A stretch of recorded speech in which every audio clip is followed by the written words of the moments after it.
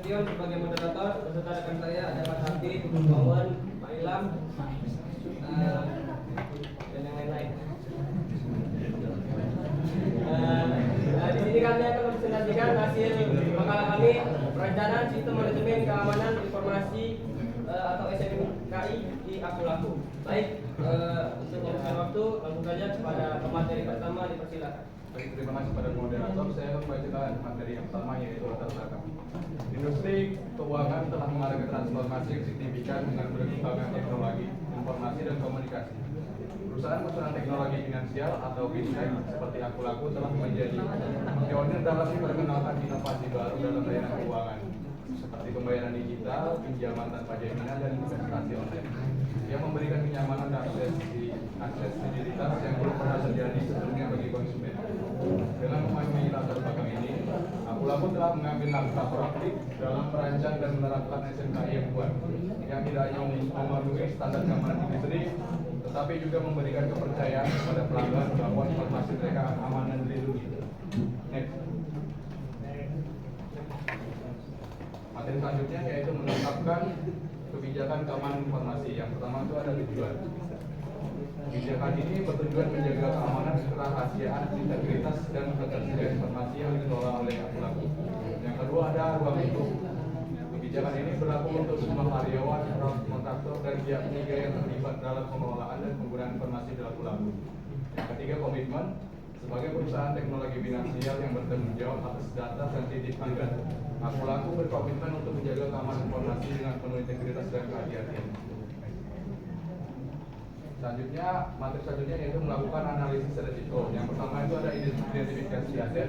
Aku-Laku memiliki beberapa aset yang penting, yaitu data pribadi pelanggan seperti informasi nama, alamat, nomor telepon, dan juga informasi keuangan.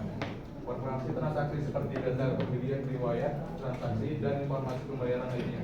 Yang kedua ada identifikasi ancaman, yaitu serangan malware seperti ancaman virus, trojan, dan ransomware yang dapat mengakses dan merusak data. Serangan phishing seperti upaya untuk memperoleh informasi sensitif melalui email atau situs web palsu. Yang ketiga ada identifikasi kerentanan aplikasi seperti bot atau celah keamanan dalam perangkat lunak yang dapat dimanfaatkan oleh penyerang. Kerentanan sensitif sistem seperti konfigurasi yang tidak aman atau pemberontakan yang tertunda yang dapat memungkinkan akses tidak sah. Selanjutnya ada mengembangkan strategi keamanan. Yang pertama itu pengendalian teknis, yaitu ada enkripsi data, yaitu mengimplementasikan enkripsi end-to-end untuk melindungi data sensitif pelanggan selama penyimpanan dan transmisi. Yang kedua ada autentikasi multifaktor atau MFL, yaitu menerapkan autentikasi multifaktor untuk mengakses ke sistem kritis dan data sensitif. Yang kedua ada pengendalian prosedural. Kebijakan keamanan informasi yaitu membuat dan menerapkan kebijakan keamanan informasi yang jelas dan komprehensif, termasuk kebijakan akses, kebijakan penggunaan perangkat, dan kebijakan respon insiden. Yang ketiga ada pengendalian fisik. Model akses fisik yaitu menerapkan kontrol akses fisik ke fasilitas data dan perusahaan operasional, server dan supply chain kritis, memasang sistem keamanan seperti kamera pengawas, akses terkendali, dan sistem alarm.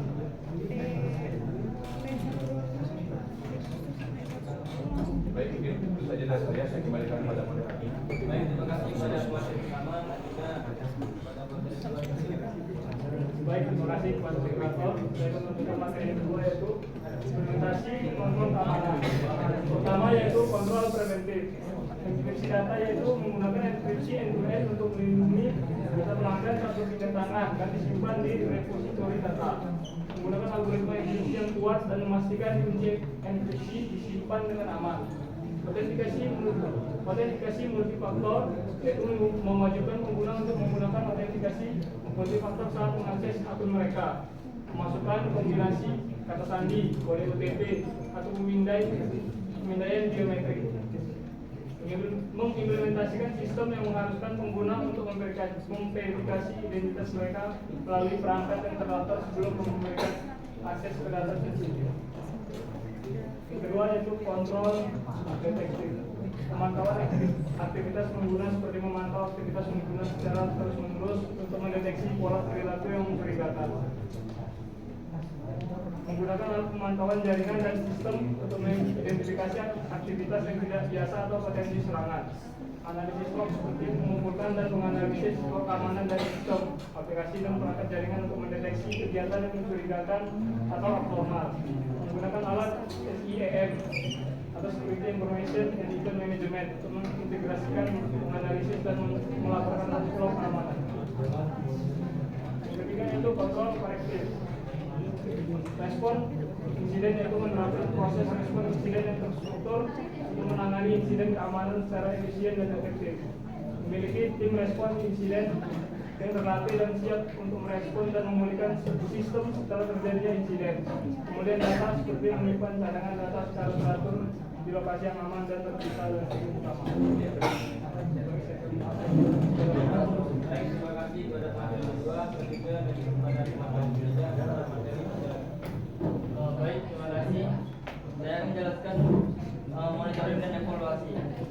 Yang pertama itu ada audit internal. Audit internal itu dilakukan untuk mengevaluasi kepatuhan perusahaan terhadap kebijakan keamanan informasi yang ada, mengidentifikasi kelemahan dan sistem dalam sistem proses, serta menyarankan perbaikan yang diperlukan proses.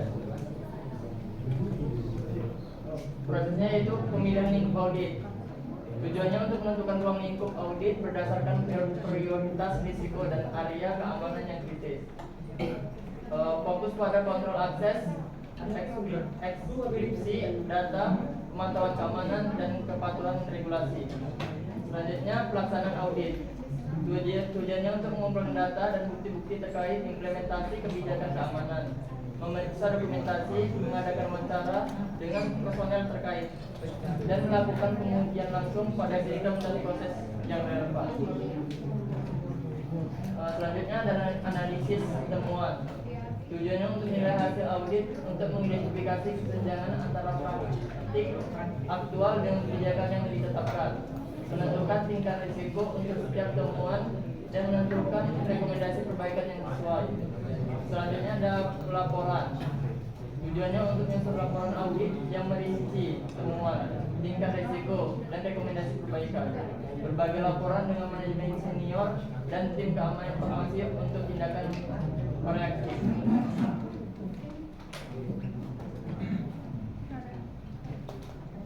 Selanjutnya B2, pengujian penetrasi. Pengujian penetrasi bertujuan untuk mengevaluasi keamanan sistem dan infrastruktur perusahaan dengan mencoba mengeksploitasi kerentanan yang mungkin ada, sehingga memungkinkan identifikasi dan perbaikan sebelum dieksploitasi oleh penyerang yang berpotensi. Prosesnya yaitu perencanaan pengujian. Bertujuan mendefinisikan lingkup pengujian berdasarkan infrastruktur dan aplikasi yang kritis, menetapkan metode, alat, dan skenario serangan yang akan digunakan. Selanjutnya ada pengujian aktif. Bertujuan melakukan serangkaian serangan simulasi yang mencakup teknik-teknik seperti pencarian kerentanan, eksploitasi, dan eskalasi hak akses. Menganalisis hasil untuk menentukan keberhasilan serangan dan kerentanan yang dieksploitasi. Selanjutnya pelaporan hasil. Bertujuan untuk menyusun laporan menguji penetrasi yang merinci kerentanan yang ditemukan, tingkat risiko, dan rekomendasi mitigasi. Berbagai laporan dengan manajemen senior dan tim keamanan informasi untuk tindakan korektif. Saya kembalikan ke Baik, terima kasih kepada materi ketiga.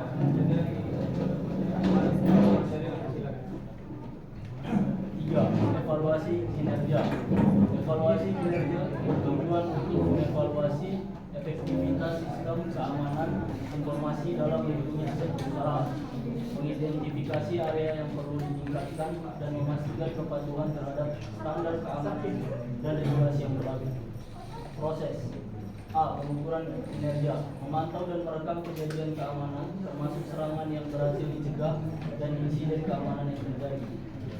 B. Dua, melakukan evaluasi rutin terhadap sistem pemantauan dan deteksi untuk memastikan respon yang cepat terhadap ancaman keamanan. B. Analisis kinerja. Menganalisis data kinerja untuk mengidentifikasi tren, pola, dan anomali yang dapat mengidentifikasikan kelemahan atau kebutuhan perbaikan dalam sistem keamanan. Dua, menilai keefektifan kontrol keamanan yang ada dan menentukan apakah ada area yang memerlukan perbaikan atau peningkatan. Perbaikan berkelanjutan. 1. Tinjauan kebijakan. Tinjauan rutin yaitu melakukan tinjauan tahunan terhadap kebijakan keamanan untuk mengevaluasi keefektifan, kepatuhan, dan relevansinya. Melibatkan tim keamanan informasi, manajemen senior, dan departemen terkait dalam proses peninjauan.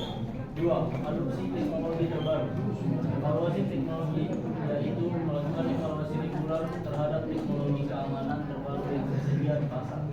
Nilai kemampuan, kecocokan, dan keamanan teknologi tersebut dalam konteks kebutuhan perusahaan. 3. Analisis risiko berulang. Pemantauan tren keamanan yaitu memantau dan menganalisis tren keamanan baru dan serangan yang muncul serta yang muncul secara berkala. Menggunakan informasi ini untuk mengidentifikasi dan mengevaluasi risiko produk yang akan terjadi. Terima kasih.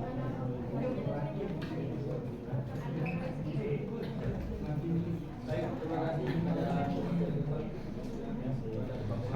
Saya akan melanjutkan hasil pendapat. Hasil 1. Kebijakan keamanan diperbarui. Kebijakan keamanan informasi yang diperbarui memastikan bahwa perusahaan tetap mematuhi standar keamanan yang berlaku dan relevan dengan pengembangan teknologi dan ancaman keamanan. Kedua, ada adopsi teknologi terbaru. Adopsi teknologi terbaru meningkatkan kemampuan deteksi dan respon terhadap ancaman keamanan serta meningkatkan keamanan sistem dan data perusahaan secara keseluruhan. 3. Ada risiko yang berkelanjutan. Analisis risiko berulang membantu perusahaan untuk tetap waspada terhadap ancaman keamanan yang berkembang dan dapat menyesuaikan strategi keamanan mereka secara tepat waktu. Selanjutnya ada manfaat. Yang pertama, peningkatan kepatuhan.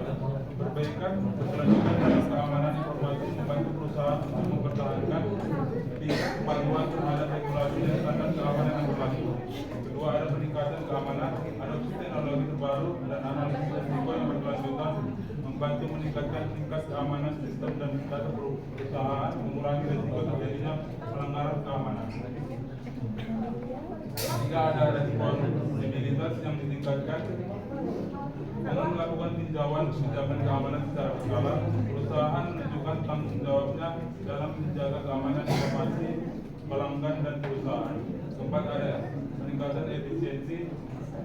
Penggunaan teknologi terbaru dalam keamanan informasi membantu meningkatkan efisiensi dalam mendeteksi, merespon, dan meresolusi ancaman keamanan, mengurangi dampak negatif pada operasi perusahaan.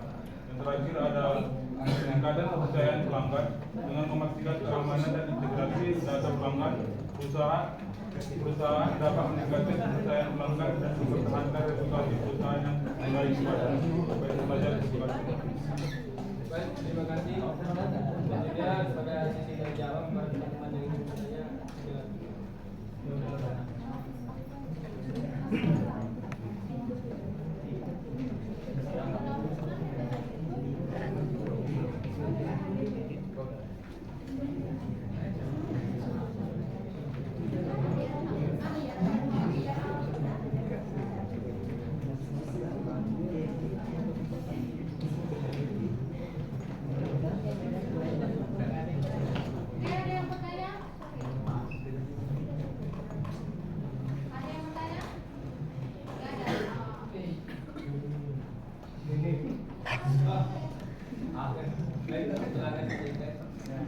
Bertanya pada materi ya kan, apakah perusahaan ini pernah mengalami kesalahan teknis gitu pada saat mengamankan suatu aset gitu ya, itu aja.